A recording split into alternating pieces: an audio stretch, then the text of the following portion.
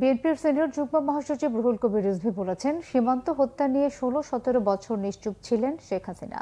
বাংলাদেশ সীমান্তকে পৃথিবীর সবচেয়ে রক্তাক্ত ও সহিংস করেছে ভারত। দুপুরে মৌলভীবাজার সীমান্তে বিএসএফ এর হত্যার শিকার স্বর্ণা দাসের বাড়ির পাশে খাকটেকা বাজার মাঠে এক সভায় তিনি কথা বলেন। এর আগে স্বর্ণা দাসের পরিবারের সাথে কথা বলেন ও আর্থিক অনুদানের টাকা তুলে দেন। রিজভী আরও বলেন, আওয়ামী লীগ ছাড়া সব সরকারই সীমান্ত হত্যা বন্ধের দাবি জানিয়েছে, কিন্তু ভারত তা শোনেনি।